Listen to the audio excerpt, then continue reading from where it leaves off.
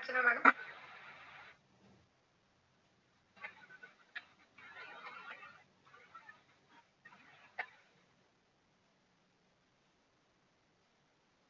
दो मिनट और देखते हैं। 258 हुआ है। जी जी जी मैम।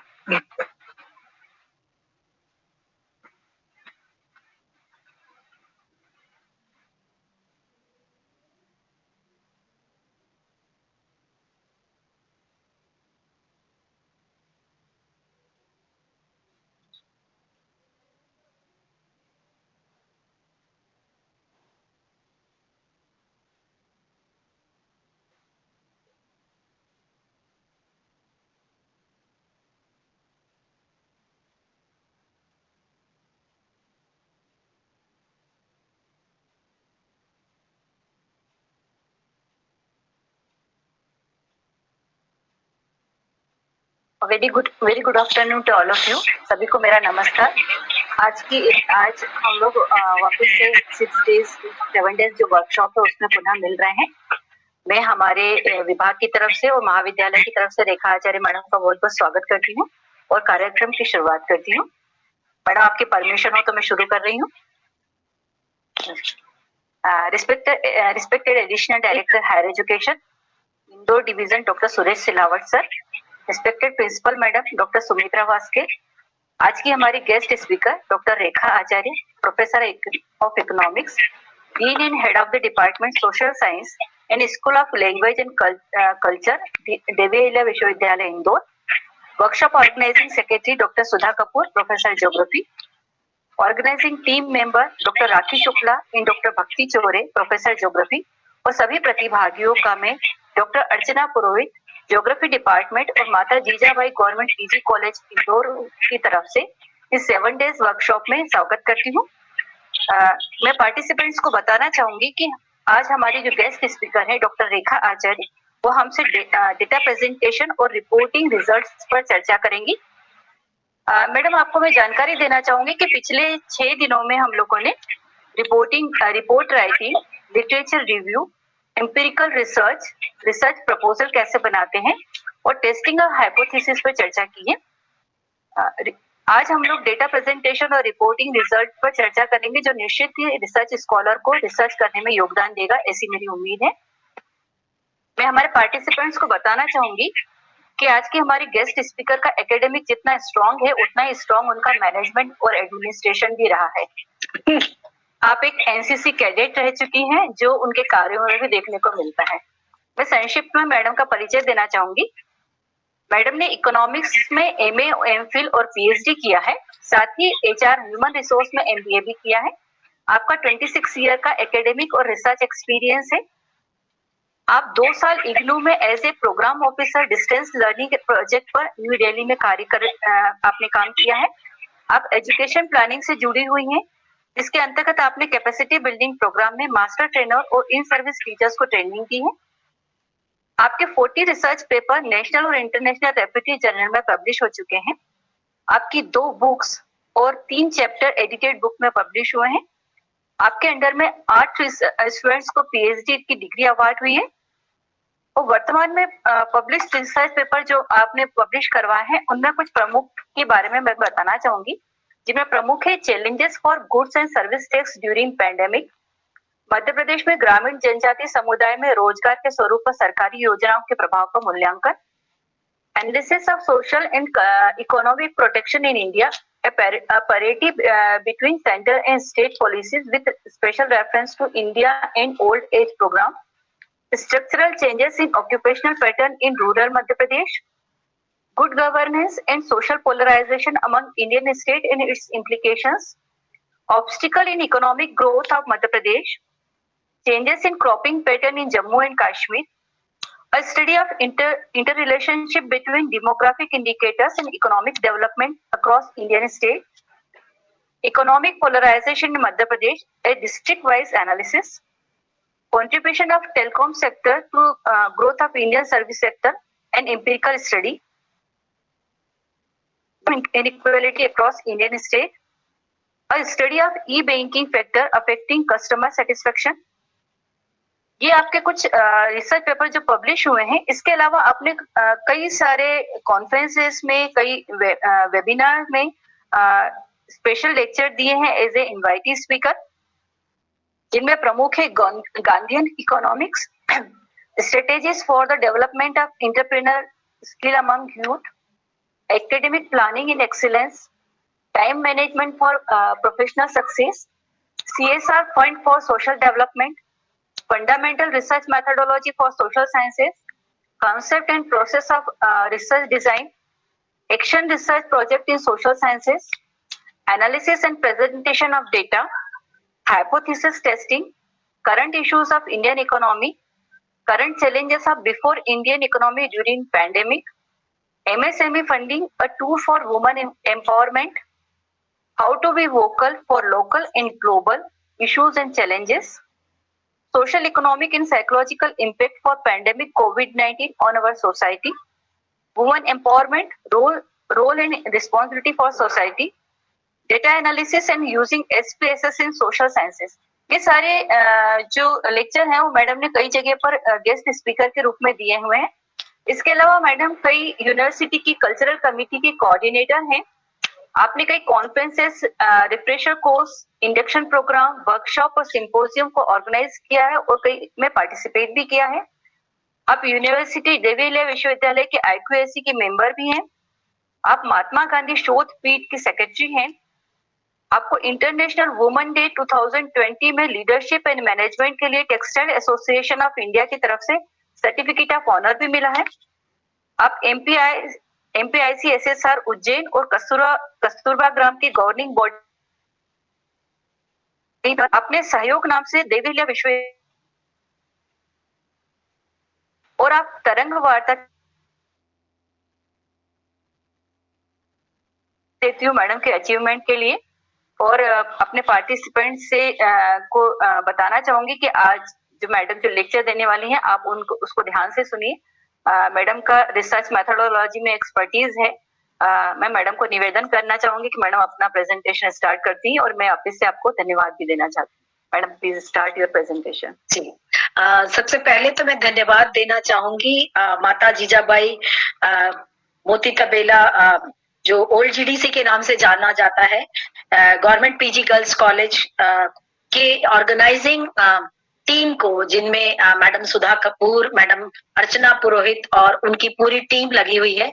उन सभी को बहुत बहुत धन्यवाद मुझे ये मौका देने के लिए कि मैं आपके जो रिसर्च स्टूडेंट्स हैं और आपकी जो फैकल्टीज हैं उनके मध्य अपने विचारों को शेयर कर सकूं।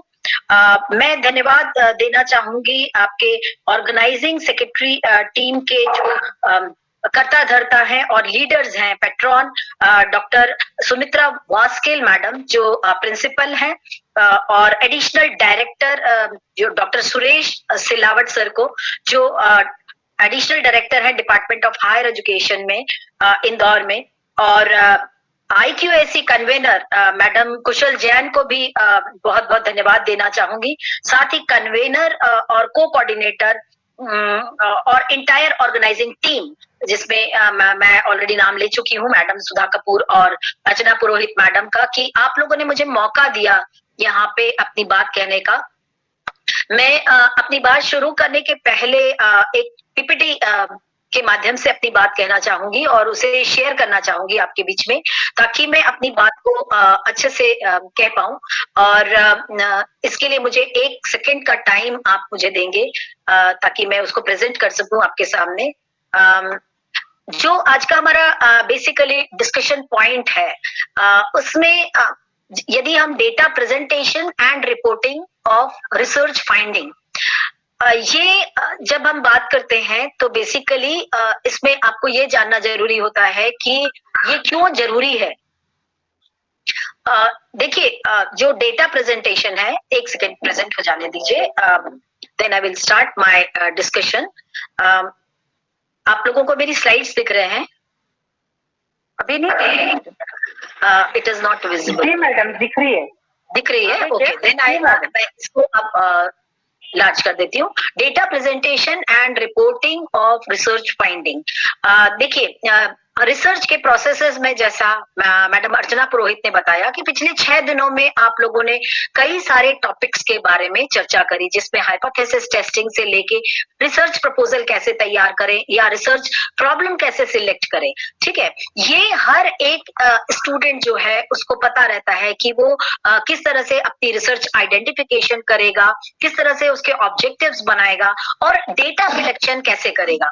तो जब ये सारी चीजें हो जाती है उसके बाद जो डेटा प्रेजेंटेशन है वो बहुत इंपॉर्टेंट एरिया होता है रिसर्च का, क्योंकि और आप इसको ऐसा कह सकते हैं कि this is the life blood of A entire your research project. जैसे ब्लड हमारे बॉडी के लिए जरूरी है, उसी तरह correct data presentation and understanding कि किस तरह से आप अपनी रिसर्च फाइंडिंग्स को रिपोर्ट करेंगे, किस तरह से आप अपनी रिसर्च फाइंडिंग्स को प्रेजेंट करेंगे, वो बहुत ज्यादा इंपॉर्टेंट होता है। और ये क्यों इंपॉर्टेंट है ओवर द डिस्कशन मैं आपको बताऊंगी। सबसे पहली बात होती है कि it is a deal breaker, presentation matters. किसी भी चीज का प्रेजेंटेशन आपके लिए बहुत ज्यादा जरूरी होता है।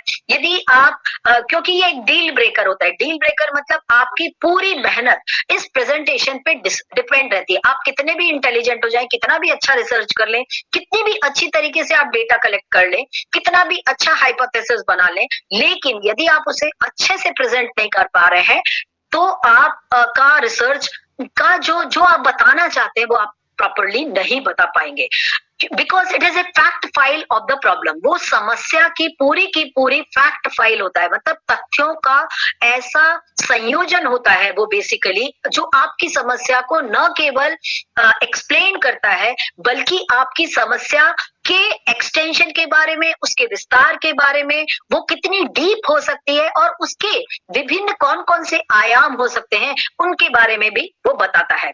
दूसरी बात ये होती है कि यदि हमारा प्रेजेंटेशन अच्छा है तो हम उससे एक्यूरेट रिजल्ट्स क्या कर सकते हैं, ड्रॉ कर सकते हैं। ठीक है, हम पूरी मेहनत ये करते हैं कि रिजल्ट्स कैसे निकलेंगे हमारे, कैसे हम इन्फरेंसेस निकालेंगे। हमारी समस्या है, हमने डेटा कलेक्ट कर लिया, लेकिन अब डेटा कलेक्ट करने के बाद हम ऐसे कौन कौन से बिंदुओं पे ध्यान दें ताकि हम जैसा इन्फरेंसेस चाहते हैं, जैसे रिजल्ट्स चाहते हैं वो हमें मिले। फिर तीसरी बात ये होती है कि प्रेजेंटेशन से ही आपको पता चलता है कि आपके जो रिजल्ट्स हैं वो कितनी इफेक्टिवली आप डिलीवर कर पा रहे हैं या बता पा रहे हैं आपके जिनके लिए भी रिसर्च आप कर रहे हैं, या जो भी बेसिकली कोई भी रिसर्च जो होती है वो दो कारणों से बहुत महत्वपूर्ण होती है। एक तो आपके खुद के लिए, आपके खुद की अंडरस्टैंडिंग के लिए, एक न्यू नॉलेज जो आप कंट्रीब्यूट कर रहे हैं अपने रिसर्च के आधार पे, तीसरा गवर्नमेंट के लिए। तो हमेशा कोई भी रिसर्च की जानी चाहिए तो वो 3 ऑब्जेक्टिव्स को ध्यान में रख के की जानी चाहिए कि सबसे पहले आप ऐसी कौन सी न्यू नॉलेज जनरेट करना चाह रहे हैं, दूसरी बात यह है कि गवर्नमेंट को उससे क्या फायदा होगा या समाज को उससे क्या फायदा होगा। यदि आपकी रिसर्च इन 3 चीजों पे फोकस नहीं होती है तो ऐसी रिसर्च का कोई मीनिंग नहीं होता है। और इसके लिए जरूरी है कि आप अपने रिजल्ट्स या आपके जो प्रेजेंटेशन है वो उसको इस तरह से बनाएं कि वो इजीली एक इफेक्टिव प्रेजेंटेशन आपका दिखे। फिर चौथी बात जो होती है वो आप जब अच्छा प्रेजेंटेशन करते हैं तो you can understand the various types of patterns, कैसे पैटर्न्स बने हैं। यदि आप किसी पर्टिकुलर एरिया से फॉर एग्जांपल किसी ट्राइबल एरिया का कोई स्टडी कर रहे हैं तो वो ट्राइबल एरिया में आपको देखना जरूरी है कि आप किस प्रॉब्लम को लेके काम कर रहे हैं। सपोज आप इकोनॉमिक वेलबीइंग देख रहे हैं, ठीक है, चूंकि मैं इकोनॉमिक्स की हूं तो थोड़े मैं एग्जांपल्स आपको इकोनॉमिक देखूंगी, लेकिन फिर भी मैं कोशिश करूंगी कि पूरे के पूरे जो मेरे एग्जांपल्स हो वो सोशल साइंसेस से रिलेटेड हो। तो बेसिकली यदि हम देखें तो हम यदि इकोनॉमिक वेलबीइंग देख रहे हैं या सोशल वेलबीइंग देख रहे हैं तो बेसिकली हमें यह देखना पड़ेगा कि हम किन किन इंडिकेटर्स को लेके उसके डिफरेंट पैटर्न्स को एनालाइज करना चाहते हैं।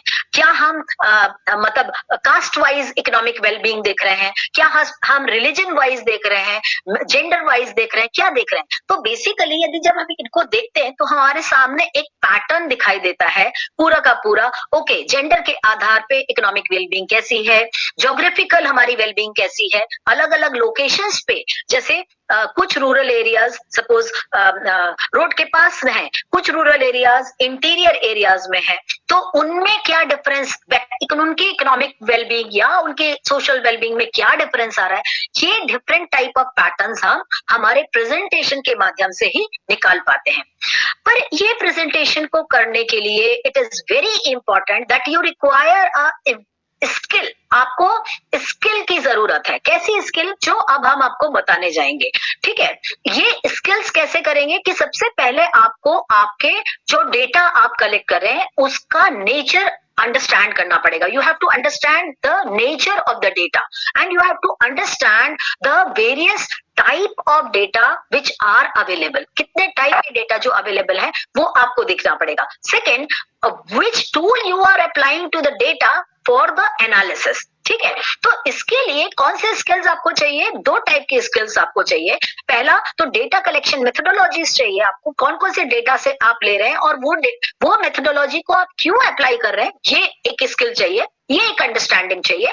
दूसरी अंडरस्टैंडिंग, आप कौन कौन से टूल्स लगा के उस पर्टिकुलर डेटा को एनालाइज करने वाले हैं, इसकी स्किल्स चाहिए। तो सबसे पहले, क्योंकि इन्हीं के ऊपर आपकी प्रेजेंटेशन डिपेंड करती है। फिर क्यों? क्योंकि कलेक्टेड डेटा जो होते हैं वो रॉ इन नेचर होते हैं। रॉ मतलब एकदम प्राइमरी होते हैं। इसके बाद आपको क्लासिफिकेशन करना है, कोडिंग करना है या उनको अलग अलग फ्रीक्वेंसीज डिस्ट्रीब्यूशन में करना है। तो बेसिकली जो रॉ डेटा है उसको आप उसका नेचर आप सबसे पहले देखिए, या उसको आप प्रॉपरली एनालाइज करने के लिए एक, जिसको हम बोलते हैं कि डिजाइनिंग करिए, वो आपको उसकी स्किल्स की जरूरत होती है। फिर तीसरी बात ये होती है कि जैसा आपका डेटा एनालिसिस होता है उसी के अकॉर्डिंगली आपका इंटरप्रिटेशन होता है। तो यहाँ पे एक बहुत इंपॉर्टेंट चीज होती है कि आपका जो रिसर्च क्वेश्चंस होता है, जिसको आप ऑब्जेक्टिव्स यूजुअली कहते हैं, राइट? आप ऑब्जेक्टिव्स को रिसर्च क्वेश्चंस इसलिए कहते हैं क्योंकि जो चीजें आप ढूंढना चाहते हैं वो आप प्रॉपरली ढूंढ पा रहे हैं या नहीं ढूंढ पा रहे हैं, ये डिसीजन आपके डेटा एनालिसिस से निकलता है। और उसी के अकॉर्डिंगली जितना अच्छा डेटा एनालिसिस होगा या जितना अच्छा डेटा प्रेजेंटेशन होगा, उतना ही अच्छा आपका इंटरप्रिटेशन होता है। तो ये बहुत इंपॉर्टेंट है कि हम अब डेटा एनालिसिस या रिपोर्टिंग ऑफ रिसर्च की तीन मेन बातें होती हैं या तीन उसके कंपोनेंट्स होते हैं। सबसे पहला होता है आपका इफेक्टिव राइटिंग स्किल्स। जैसे मैंने बोला कि स्किल्स की आपको जरूरत है, तो कौन सी स्किल्स चाहिए? तो उसमें सबसे पहली पॉइंट आती है कि आपकी जो राइटिंग स्किल्स होनी चाहिए, मतलब जो सेंटेंसेस फॉर्मेशन होना चाहिए या way of presentation into the sentences, different वाक्यों में आप किस तरह से आपके रिसर्च को प्रेजेंट कर रहे हैं, वो आपकी इफेक्टिव राइटिंग स्किल्स होनी चाहिए। और उसमें क्या क्या कंपोनेंट होंगे हम आगे देखेंगे। दूसरा इसका इंपॉर्टेंट पॉइंट है डेटा प्रेजेंटेशन एंड डिस्कशन। अब डेटा प्रेजेंटेशन में हम क्या क्या करेंगे और कैसे उसको डिस्कस करेंगे, ये भी हम आप आगे देखेंगे। और तीसरी बात ये हो जाती है इंटरप्रिटेशन एंड रिपोर्टिंग। कई बार ऐसा होता है कि हम टेबल्स बना लेते हैं, हम चार्ट्स बना लेते हैं, ठीक है, लेकिन उनका इंटरप्रिटेशन हम प्रॉपर नहीं कर पाते। तो जब हम इंटरप्रिटेशन ही सही नहीं करेंगे तो हम उसकी रिपोर्टिंग भी प्रॉपर नहीं कर पाएंगे। तो ये तीन मेन बातें होती हैं किसकी, आप जब रिसर्च की रिपोर्टिंग कर रहे हैं। इफेक्टिव राइटिंग स्किल्स में सबसे पहली बात ये होना चाहिए कि आप जो भी सेंटेंसेस बना रहे हैं वो फर्स्ट पर्सन में होना चाहिए। फर्स्ट पर्सन का मतलब क्या होना चाहिए कि मतलब this study has found that this particular area is having this particular area is having nature belonging to different tribal caste। और मतलब क्लियरली होना चाहिए कि और the average age of this particular area is से 54, मतलब औसतन आयु इस पर्टिकुलर एरिया की आपकी 54 इयर्स ऑफ एज है, जिसमें सबसे छोटा व्यक्ति जो है वो 8 साल का है और सबसे बड़ा व्यक्ति 74 इयर्स का है। मतलब आप वहां पे क्या दिखा रहे हैं, आप एकदम क्लियर हैं कि उसका मिनिमम रेंज क्या है, उसका मैक्सिमम रेंज क्या है और उसकी मीन एज क्या है। ठीक है, दूसरी बात है आपको कंसाइज होना चाहिए, मतलब आपको कम शब्दों में बोलना आना चाहिए। तीसरी बात ये होती है आप डायरेक्ट बोलेंगे, आप घुमा फिरा के नहीं बोलेंगे। जो चीजें वस्तु स्थिति जैसी है उसी के अकॉर्डिंगली आपको आपकी बात कहनी है। सेकेंड चीज ये होती है आपकी फ्लो ऑफ थॉट्स। आप हमेशा ये ध्यान रखिए कि आप जब रिसर्च लिख रहे हैं या रिसर्च रिपोर्ट लिख रहे हैं या आप अपने जब फाइंडिंग्स को प्रेजेंट कर रहे हैं तो आपको आपके जो थॉट्स हैं या जो आपके विचार हैं वो एक स्टोरी के फॉर्म में आना चाहिए। जैसे हम जब स्टोरी बताते हैं तो हम क्या बोलते हैं, स्टार्ट कहां से करते हैं, एक राजा था, एक रानी थी, उस राजा रानी के 2 बच्चे थे, ऐसे स्टार्ट करते हैं। मतलब हम ये बताते हैं वो कहाँ रहते थे, मतलब राजा कैसा दिखता था, रानी कैसी दिखती थी, ऐसे फ्लो ऑफ थॉट्स होती है। इसी तरह यदि आप किसी पर्टिकुलर एरिया को आप डिफाइन कर रहे हैं तो सबसे पहले आप क्या बताएंगे, आप सबसे पहले ये बताएंगे कि वो पर्टिकुलर एरिया किस लोकेशन में है, फर्स्ट। सेकंड, फिर उसका लोकेशनल बैकग्राउंड क्या है, उसका पॉपुलेशन बैकग्राउंड क्या है, उसका एज कंपोजिशन क्या है, उसमें लिंग जेंडर डिफरेंस क्या है, ये सारी चीजें आप बताएंगे। और उसके बाद आप एक्सप्लेन करने की कोशिश करेंगे कि आपका वो पर्टिकुलर एरिया जिसमें भी आपने रिसर्च किया है उसमें बेसिकली किस नेचर का है वो, ठीक है। फिर इसके बाद आप ये बताएंगे, ये फ्लो ऑफ थॉट्स आपका कॉन्टिन्यूअस होना चाहिए। तो जब भी हम डिस्क्राइब करते हैं किसी को भी तो हम सबसे पहले क्या एक फ्रेमवर्क बना लेते हैं और उस फ्रेमवर्क को सिस्टमैटिक ऑर्डर में जमा लेते हैं। लेकिन इसके साथ में आपको ये इम्पोर्टेंट है कि आप अपने डेटा पे फोकस रहें, ठीक है। आप डेटा से डेविएशन ना हो। जैसे जो और डेटा कहां से कलेक्ट कर रहे हैं, आप प्राइमरी सोर्सेज से कर रहे हैं या सेकेंडरी सोर्सेज से कर रहे हैं, जिससे भी आप कर रहे हैं, लेकिन आपके डेटा के दायरे में ही वो पर्टिकुलर स्टोरी फॉर्म होनी चाहिए। फिर उसमें आप उस डेटा को कुछ लोगों की आदत होती है कि डायरेक्टली डेटा को एनालाइज करने लगते हैं। नहीं, आप सबसे पहले ये देखिए कि which is most important part और which is most important aspect, और उन मोस्ट इंपॉर्टेंट एस्पेक्ट से लीस्ट इंपॉर्टेंट एस्पेक्ट को एक क्रम में यदि आप जमाएंगे तो आपको क्लियर कट ये समझ में आने लगेगा कि आपके डेटा में सबसे इंपॉर्टेंट बात या आपके रिसर्च एरिया की सबसे इंपॉर्टेंट बात कौन सी है और आप किस चीज से, आपकी रिसर्च प्रॉब्लम किस चीज से ज्यादा अच्छे से एक्सप्लेन होती है, ठीक है। नेक्स्ट चीज ये होती है, present only the required information. कई लोग क्या करते हैं कि आप स्टडी तो पता चला कर रहे हैं जेंडर इनइक्वालिटी की, मतलब लिंग भेद की कर रहे हैं, और उसमें आपने सारी जानकारियां दे दी, परिवार की भी दे दी और खेती की भी दे दी, साइज ऑफ लैंड की भी दे दी, सारी डेटा आपने दे दिया। आपको ऐसा नहीं करना है। आप यदि आपका स्पेशली प्राइमरी सर्वे करने जा रहे हैं तो आप अपने रिसर्च प्रॉब्लम पे फोकस रहिए और उसके ऑब्जेक्टिव्स पे फोकस रहिए कि आप आपके ऑब्जेक्टिव से क्या बताना चाह रहे हैं या क्या निकालना चाह रहे हैं। तो तभी आप जो रिक्वायर्ड, जैसे आप बोल रहे हैं कि हमारे किसी पर्टिकुलर एरिया में जेंडर इनइक्वालिटी है, तो भाई आप ज्यादा से ज्यादा उसमें क्या करेंगे, भाई उसका नेचर क्या है, हाँ, जेंडर इनइक्वालिटी किस एक्सटेंट तक है या कौन कौन से फैक्टर्स उसको अफेक्ट कर रहे हैं, ठीक है। और जेंडर इक्वालिटी को कम करने के लिए कौन कौन से सॉल्यूशंस हो सकते हैं ये बताएंगे।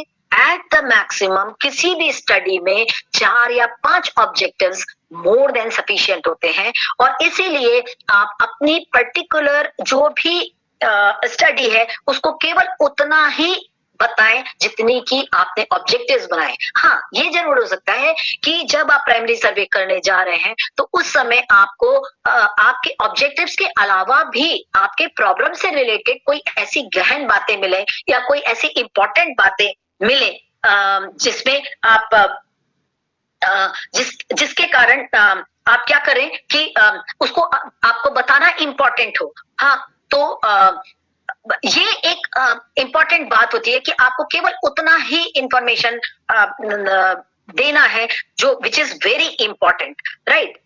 इसके बाद attention given to details such as grammar और स्पेलिंग, ये बहुत इंपॉर्टेंट बात है, क्योंकि आप क्या कर रहे हैं कि यदि आप आपके ग्रामर और स्पेलिंग पे ध्यान नहीं देंगे तो आप कितना भी अच्छा प्रेजेंटेशन करिए, लैंग्वेज की डेफिशिएंसी कभी भी नहीं होनी चाहिए।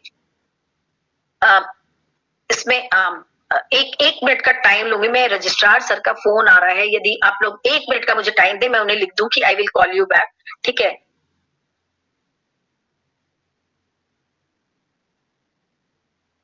एक सेकेंड बस, तब तक आप लोग पीपीटी देखते रहें। तो अब जब हम पूरे अपनी फाइंडिंग्स को रिपोर्ट करने जा रहे हैं या अपने रिसर्च को बता रहे हैं, तो उसका क्रम कैसे रखेंगे, है ना। तो सबसे पहले आपको क्या करना है कि आपको आपके पूरे जो स्टडी है, पूरा जो या आपकी जो प्रॉब्लम है, उसको 3 भागों में बांट लेना है। ठीक है, फर्स्ट आपकी हाइपोथेसिस स्टोरी क्या है, ठीक है।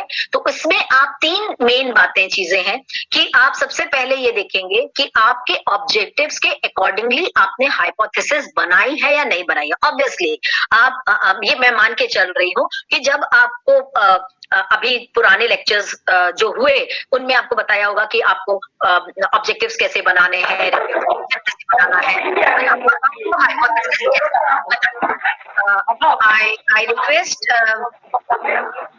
I request everyone to please mute your mic.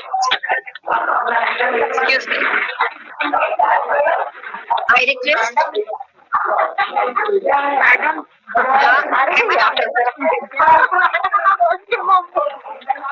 Hello madam, मेरी आवाज सुनाई दे रही है?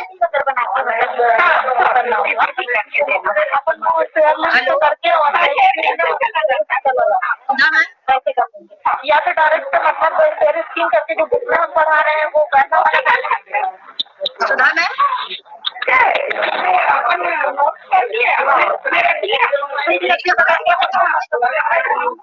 अपने पास जो भी है स्क्रीन वो शेयर हो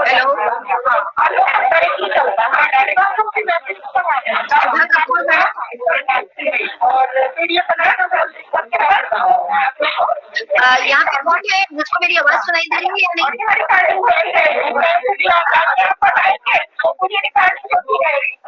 hello, am I audible? Excuse me, can you see my slides? Yes, ma'am. Actually, lot of disturbance is coming, so I request everyone to mute their mics, please. मेरा सबसे निवेदन है कि आप लोग अपने माइक्स म्यूट कर दें, तो उसे बैकग्राउंड जो है मुझे बोलने में आसानी होगी। तो बेसिकली आपने अभी तक जितने भी लेक्चर्स थे उसमें आपने जैसे मैडम ने बताया कि आप लोगों ने हाइपोथेसिस टेस्टिंग कर ली है। तो सबसे पहले आप ये देखेंगे आपके पूरे जो रिसर्च प्रॉब्लम है या आपका जो टोटल डेटा कलेक्शन है उसको आप ये देखेंगे कि उसमें जो आपने डेटा कलेक्ट किया है उसमें कौन सा एरिया जो है वो आपके हाइपोथेसिस को सेटिस्फाई कर रहा है, ठीक है। और ऑब्वियसली आपने आपके हाइपोथेसिस को बना के रखा है, तो अब इस डेटा के सहारे आप क्या करेंगे, पहले उसको टेस्ट करेंगे, ठीक है, कि वेदर आपकी जो हाइपोथेसिस है वो आपकी ट्रू हो रही है या फॉल्स हो रही है, सिग्निफिकेंट है, इनसिग्निफिकेंट है, एक्सेप्ट हो रही है या रिजेक्ट हो रही है, क्या हो रही है, ठीक है। तो सबसे पहले आप क्या देखेंगे, सबसे पहले आप ऑब्जेक्टिव्स देखेंगे और ऑब्जेक्टिव्स को देखने के बाद आप अपने हाइपोथेसिस को सबसे पहले क्या करेंगे, टेस्ट करेंगे। और हाइपोथेसिस जब आप टेस्ट करेंगे तो ये देखेंगे कि इसके इम्प्लीकेशंस क्या होंगे। यदि एक्सेप्ट हो रही है मेरी हाइपोथेसिस तो उसके क्या क्या इम्प्लीकेशंस है, और यदि रिजेक्ट हो रही है मेरी हाइपोथेसिस तो उसके क्या क्या इम्प्लीकेशंस होंगे। अक्सर क्या होता है कि हम केवल हाइपोथेसिस ट्रू है या फॉल्स है या एक्सेप्ट हो रही है या रिजेक्ट हो रही है ये लिख के छोड़ देते हैं। नहीं, इट इज वेरी इंपॉर्टेंट, जब आप बात कर रहे हैं तो इट इज वेरी इंपॉर्टेंट कि आप उसके इम्प्लीकेशंस को भी देखें, ठीक है। सेकेंड पार्ट में आपको जरूरी है कि आप एनालिटिकल स्टोरी बनाएं। क्या बनाएं कि आपके पूरे ऑब्जेक्टिव्स में की कॉन्सेप्ट्स कौन से हैं, आप क्या बताना चाह रहे हैं, किस पर्टिकुलर पॉइंट पे आप क्या करना चाह रहे हैं, फोकस करना चाह रहे हैं, ठीक है ना। और जस्ट गिव अ थॉट कि how do you your finding shed light on these concept. सबसे पहले तो मेजर कॉन्सेप्ट्स कौन से हैं जिसको मैं बताना चाह रही हूँ। फॉर एग्जाम्पल मैं इकोनॉमिक वेलबींग बता रही हूँ, तो इकोनॉमिक वेलबींग या सोशल वेलबींग बताऊंगी, तो ऑब्वियसली इकोनॉमिक वेलबींग बताने के लिए मुझे उनकी इनकम, एक्सपेंडिचर, उनकी असेट एक्यूमुलेशन, इन सब के बारे में बात करनी पड़ेगी। सोशल वेलबींग की बात के बारे में बताऊंगी तो ऑब्वियसली उनके हेल्थ, एजुकेशन और सोशल स्टेटस, उनका जो ओवरऑल सोसाइटी में जो स्टेटस है उसके बारे में बताऊंगी, राइट। यदि स्टेटस है या नहीं है, तो ये मेरे बेसिक कॉन्सेप्ट्स हैं। मतलब की कॉन्सेप्ट्स आर दोज कॉन्सेप्ट्स जो आपके मेजर इंडिकेटर्स होते हैं, ठीक है। फिर दूसरी बात आप ये बताएंगे कि क्या what therefore has become your original research problem, ठीक है। तो बेसिकली आप सेकेंड चीज ये बताएंगे कि आपकी जो लिटरेचर है वो और आपकी जो रिसर्च प्रॉब्लम है उन दोनों के बीच में लिंक क्या है। अक्सर क्या होता है कि मैंने ये देखा है कि एक्सप्लेनेशन के टाइम में बच्चे रिव्यू ऑफ लिटरेचर से अपनी जो फाइंडिंग्स है उनको रिलेट करना भूल जाते हैं। आपने इतनी मेहनत करी रिव्यू ऑफ लिटरेचर करने में, आपने कम से कम एक पीएचडी के तौर पे आपको minimum 75 to 80 review of literature मिलते हैं। अब वो रिव्यू ऑफ लिटरेचर को आप अलग अलग तरीके से एक्सप्लेन करते हैं और जब आप उसकी एनालिसिस करने जा रहे हैं तो आप पूरे रिव्यू ऑफ लिटरेचर को भूल जाते हैं। This should not be there. मतलब review of literature is basically क्यों है, क्योंकि वो आपके प्रॉब्लम के डिस्क्रिप्शन के डिफरेंट आयामों को बता रही है, डिफरेंट एरियाज जहां से आपकी रिव्यू ऑफ रिसर्च उनको बता रही है। तो आप जब एनालिसिस कर रहे हैं तो उस समय रिव्यू ऑफ लिटरेचर में आपको ये बताना है कि कौन कौन से रिव्यू लिटरेचर आपके इस रिसर्च प्रॉब्लम के क्लोज हैं, कौन रिसर्च प्रॉब्लम को प्रूव कर रहे हैं, कौन से रिव्यू ऑफ लिटरेचर आपके रिसर्च प्रॉब्लम को डिस्प्रूव कर रहे हैं, ये आपको बताना जरूरी है। इसके बाद तीसरी आइटम है हमारा the mystery story. Mystery story basically starts from empirical examples. यदि आप ऐसे मतलब पॉलिटिकल साइंस के या सोशियोलॉजी के या ज्योग्राफी के स्टूडेंट हैं तो ऑब्वियसली आप डेटा कलेक्ट करेंगे और वो डेटा आपके क्वालिटेटिव भी होंगे और क्वांटिटेटिव भी होंगे।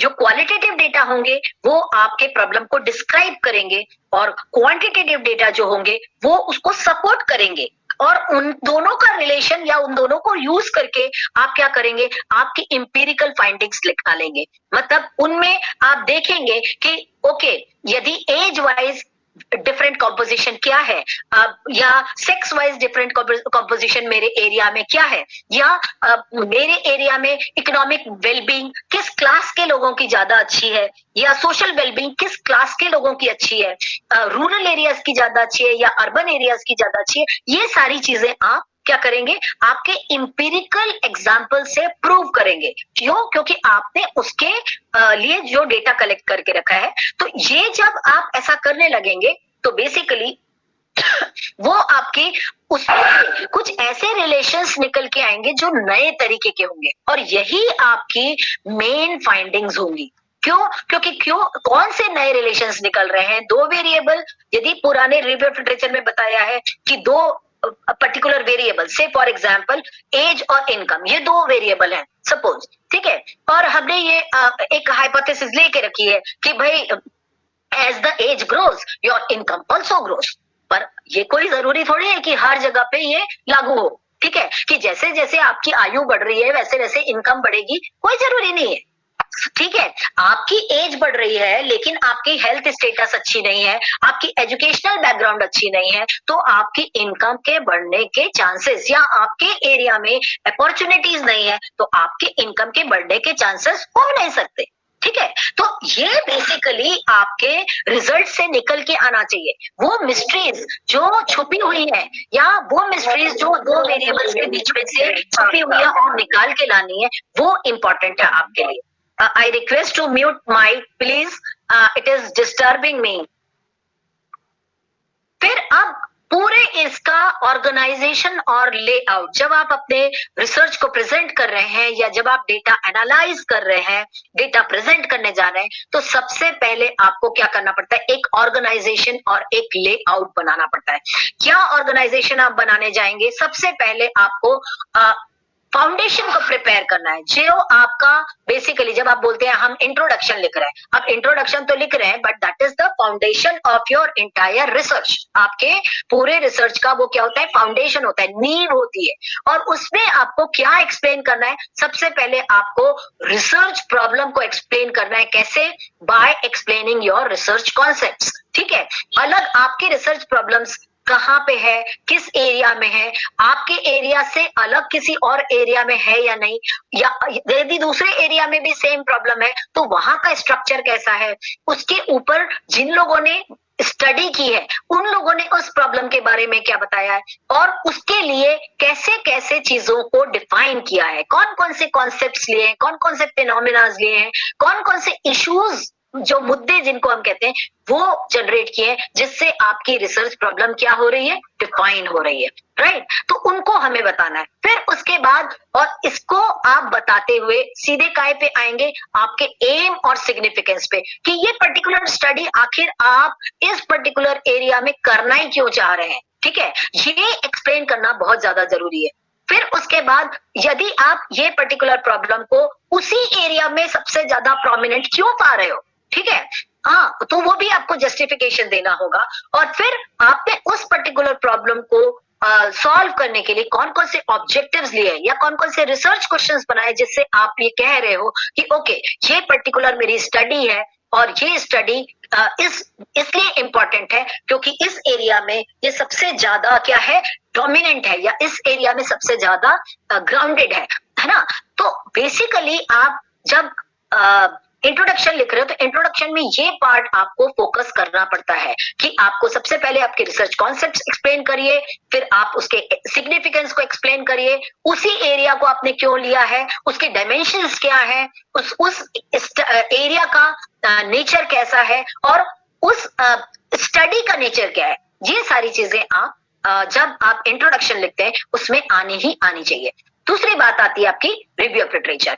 जब रिव्यू ऑफ लिटरेचर लिख रहे हैं तो वहां पे आप क्या जब आप डेटा एनालाइज कर रहे हैं तो बेसिकली रिव्यू ऑफ लिटरेचर में लोग क्या करते हैं, क्रोनोलॉजिकल ऑर्डर में एक एक पैराग्राफ का रिव्यू ऑफ लिटरेचर लिख देते हैं। फॉर एग्जाम्पल शर्मा जी की कोई स्टडी है तो और उन्होंने सपोज 2005 में वो स्टडी करी है तो आपने क्या लिखा, शर्मा ए 2005 और उनके बारे उनका एक पैराग्राफ उठाया और डाल दिया। This is not a pattern of review of literature. Review of literature आपको मेनली में आपको क्या करना रहता है, आप बताते हो कि आपसे आपके प्रॉब्लम से वो जो रिव्यू ऑफ लिटरेचर है वो सपोर्ट कर रहा है या अगेंस्ट है या वो प्रूव कर रहा है या डिसप्रूव कर रहा है, ठीक है। तो आप क्या कर रहे हो, पूरे रिव्यू ऑफ लिटरेचर जो हैं उनको आपके सेंटर जो रिसर्च प्रॉब्लम है उसके चारों ओर बिछाते हो, ठीक है।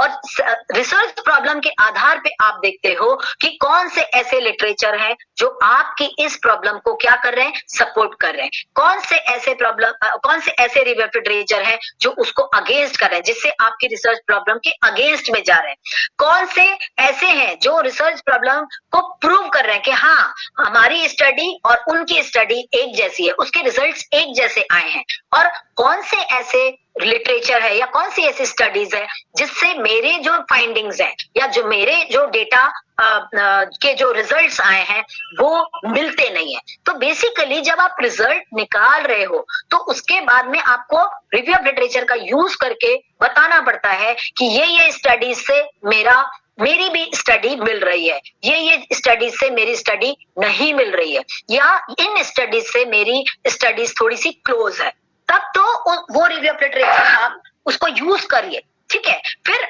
यदि कई बार ऐसा होता है कि आपकी जो प्रॉब्लम है उसको किसी पर्टिकुलर रिव्यू ऑफ लिटरेचर ने खूब अच्छे से एक्सप्लेन किया होता है, ठीक है, तो आप उसको भी वहां पे कोट करिए। जब आपका एनालिसिस लिख रहे हैं तो वहां पे कोट कीजिए कि this particular study has also proved, ये पर्टिकुलर स्टडी हैज ने भी प्रूव किया है कि ये प्रॉब्लम इस पर्टिकुलर एरिया में ऐसी थी, ठीक है।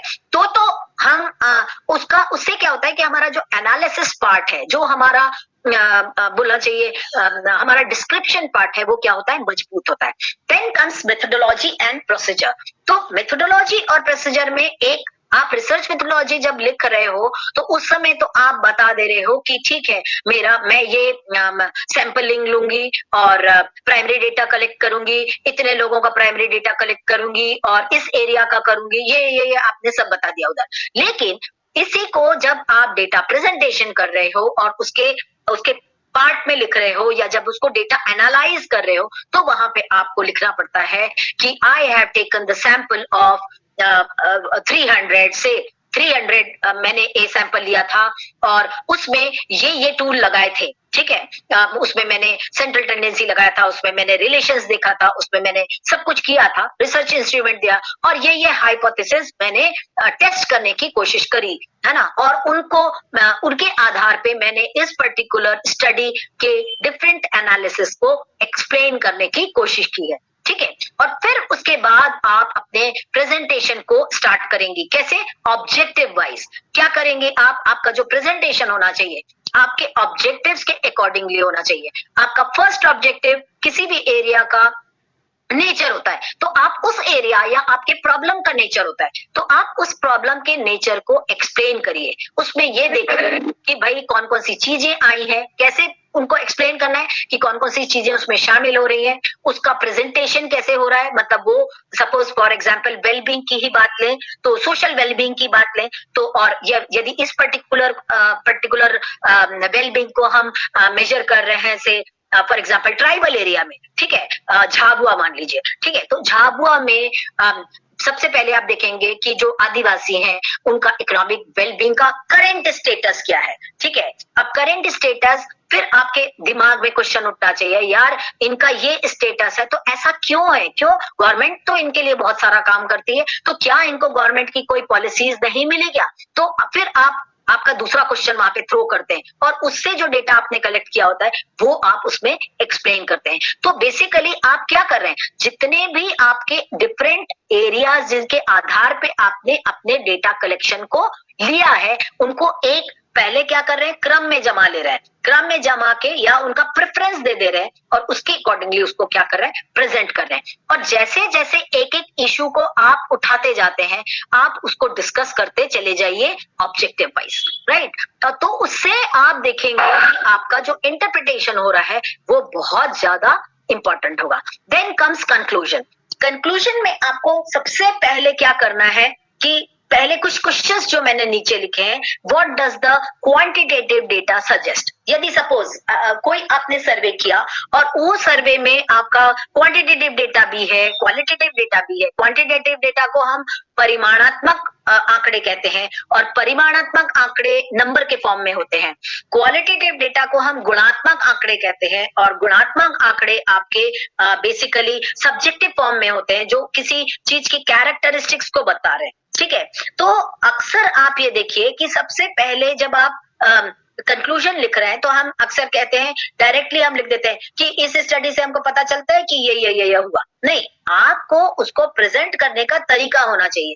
सबसे पहले तो आप कंक्लूजन में ये बताइए कि ठीक है भाई, मेरे स्टडी से ये पता चला कि ट्राइबल के एरिया में, ठीक है ना, 35 वर्ष से ऊपर के जो ट्राइबल लोग हैं वो उनकी इकोनॉमिक वेलबींग ज्यादा डिटोरिएटेड है। किसके कंपैरिजन में? 35 वर्ष के नीचे के कंपैरिजन में।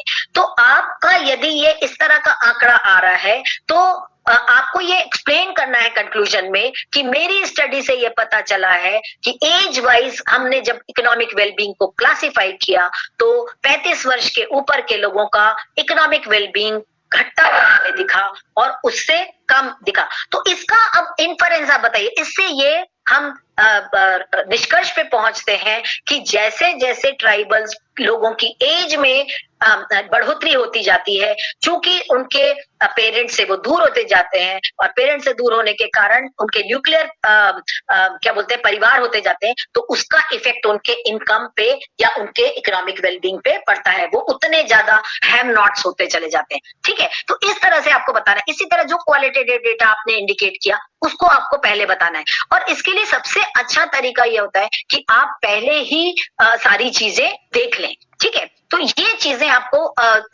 चारों चीजें आप जिसमें जो एविडेंसेस आपने आपके रिसर्च एरिया में गैदर किए हैं उनके आधार पे फिर आप कंक्लूजन निकालेंगे। तो बेसिकली एक प्रोसेस होती है कंक्लूजन को लिखने की कि पहले हम क्वांटिटेटिव डेटा के बारे में बताते हैं या कई बार हम क्वालिटेटिव डेटा को सपोर्ट करके क्वांटिटेटिव एक्सप्लेनेशन लिखते हैं, ठीक है। और वो हमारे किसके ऊपर आधारित होते हैं? जो एविडेंसेस हमने देखे हैं, जो चीजें हमने वहां पे जाके महसूस की हैं, जो चीजें हमको पता चली हैं, ठीक है।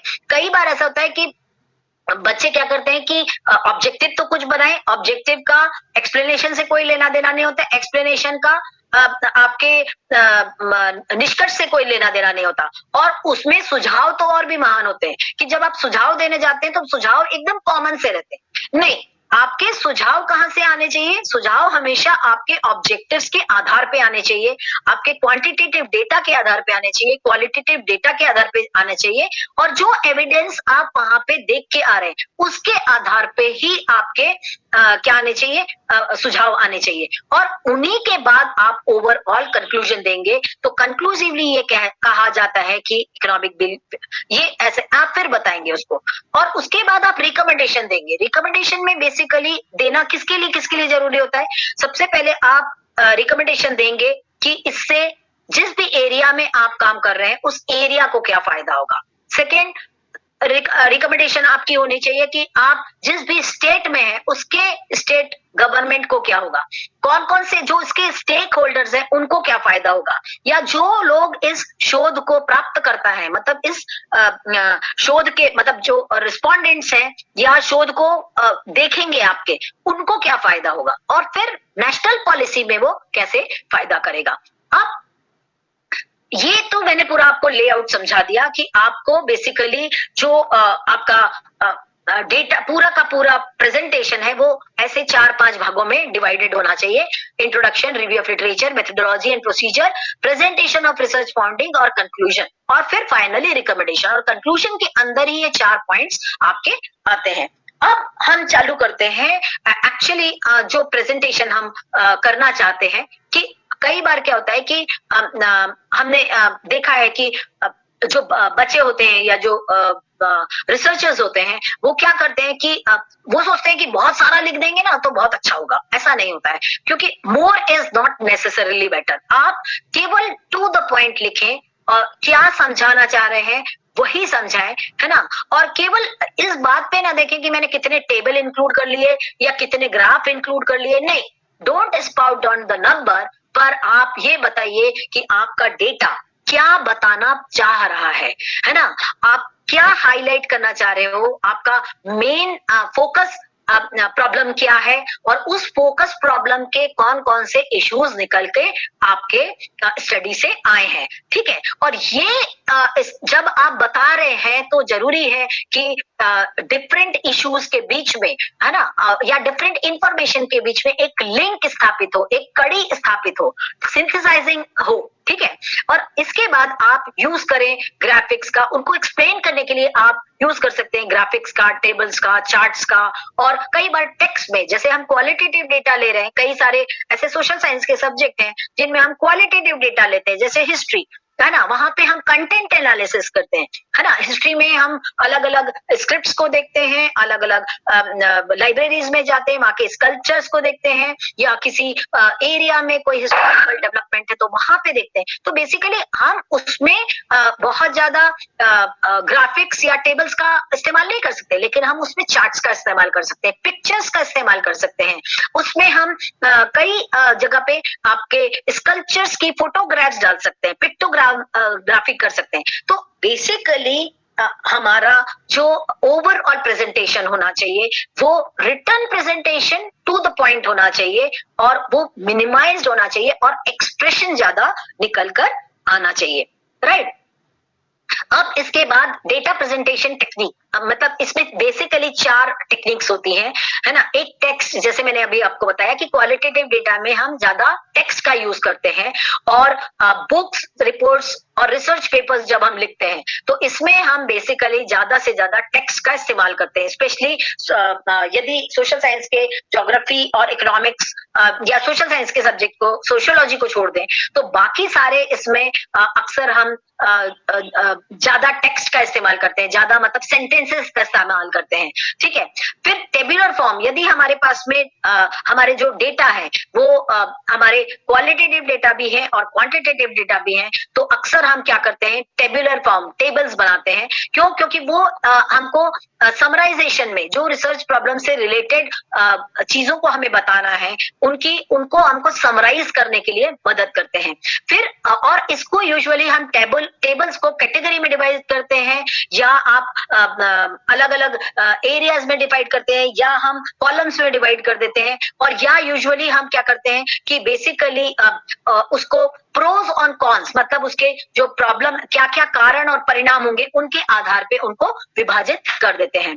ठीक है, फिर ग्राफिकल फॉर्म्स होता है। ग्राफिकल फॉर्म्स बेसिकली इसमें ये उन मतलब सब्जेक्ट्स में ज्यादा इंपॉर्टेंट होता है, जैसे मैंने बोला हिस्टोरिक सब्जेक्ट्स, जिसमें हमको ज्यादा विजुअल प्रेजेंटेशन देना है। जैसे कई बार हमको साइकोलॉजी में क्या होता है कि या ज्योग्राफी में बोलिए आप लोकेशनल मैप दिखाने पड़ते हैं। ठीक है, तो यहाँ पे आप लोकेशनल मैप को ऑब्वियसली आप क्या करेंगे, विजुअलाइजेशन ही दिखाएंगे। आप ज्योग्राफिकल मैप्स यूज करते हैं या आप लोकेशनल मैप्स यूज करते हैं, जहां पे आप क्या कर सकते हैं और उसको हम ग्राफ के फॉर्म में ही दिखा सकते हैं। और नेक्स्ट हमारा डेटा प्रेजेंटेशन का टेक्निक होता है रिलेशनशिप्स। ठीक है, कि कई बार हम क्या करते हैं, हमको कई सारे वेरिएबल्स मिलते हैं, कुछ क्वालिटेटिव होते हैं तो वो एट्रीब्यूट्स के फॉर्म में होते हैं, कुछ वेरिएबल नंबर के फॉर्म में होते हैं। कई बार हमको ऐसा मिलता है जैसे एज एक एट्रीब्यूट है, लेकिन उसका डिफरेंट नंबर्स हो सकता है हमारे साथ में। अब इसी तरह जेंडर हमारा एक एट्रीब्यूट है, ठीक है, लेकिन जेंडर में मेल और फीमेल जब हम देखने जाएंगे तो वो हमको नंबर फॉर्म में मिल सकते हैं, राइट। तो कई बार ऐसा होता है कि जो रिलेशंस हम बताते हैं, है ना, हम कई बार कहते हैं कि female are more empowered as compare to men. वहां पे जो मैन है, मेरा कहने का मतलब ये नहीं है, basically both are empowered because I believe gender equality. ठीक है, तो बेसिकली हम रिलेशनशिप्स बताते हैं या इनकम और एज के बीच में रिलेशनशिप बता रहे हैं। अब इनकम और एज के बीच में जब हम रिलेशनशिप बता रहे हैं तो बेसिकली हम बता रहे हैं कि भाई जैसे जैसे एज बढ़ रही है वैसे वैसे इनकम बढ़ रही है, पर कोई जरूरी तो नहीं है ऐसा हो। ठीक है, तो यहाँ पे हम देखने का हमारा नजरिया होगा कि यदि हम एज और इनकम ले रहे हैं तो एक तरीका हो सकता है कि हम देखें कि भाई जैसे जैसे एज बढ़ रही है वैसे इनकम बढ़ रही है या नहीं, या घट रही है कि नहीं। तो यहाँ पे हम जो रिलेशन बता रहे हैं वो हम ये कोरिलेशनल बता रहे हैं। लेकिन यदि हम इसी को उल्टे देखें कि क्या जैसे जैसे एज बढ़ रही है वैसे वैसे इनकम बढ़ रही है या नहीं, है ना, ये देखना चाहते हैं, तो यहाँ पे कॉज एंड इफेक्ट रिलेशनशिप हो गया। तो यहाँ पे फिर हमारा रिलेशनशिप एकदम डिफरेंट हो जाता है। तो बेसिकली जो टोटल डेटा प्रेजेंटेशन टेक्निक होती है, चाहे वो क्वालिटेटिव रिसर्च में हो, चाहे वो क्वांटिटेटिव रिसर्च में हो, या वो मिक्स्ड रिसर्च में हो, वो दोनों में ही जो टेक्निक होती है ये 4 होती हैं। अब यदि हम क्वालिटेटिव डेटा एनालिसिस कर रहे हैं, जैसे सोशल साइंस में कुछ होते हैं, तो उसमें कई सारे हमको तरीके मिलते हैं। ये मैं हर एक को नहीं एक्सप्लेन करूंगी, यहाँ मैं थोड़ा थोड़ा सा एक्सप्लेन करके आगे बढ़ूंगी क्योंकि अदरवाइज हमारा टाइम भी हो रहा है ना। जैसे यूजुअली हम qualitative data analysis illustrative quotes में करते हैं।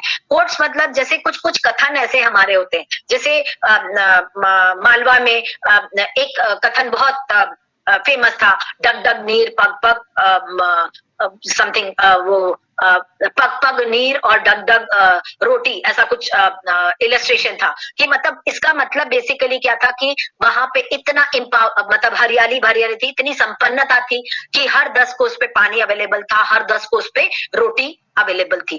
तो ये एक प्रकार का कोट है, मतलब वो किसको बता रहा है, वो मालवा की संपन्नता को बता रहा है। ठीक है, तो इस तरह के कुछ कोट्स हमारे सामने आ जाते हैं। ठीक है, इसी तरह जैसे हम ये देखें कि भाई कई सारी ऐसी कथाएं मालवा में प्रचलित हैं। मुझे मालवा बोलनी नहीं आती है, लेकिन ऐसी कई सारी कथाएं हमारी मालवा में प्रचलित हैं, जिसमें कि जिनके आधार पे हम उस पर्टिकुलर सिचुएशन को एक्सप्लेन कर सकते हैं, है ना।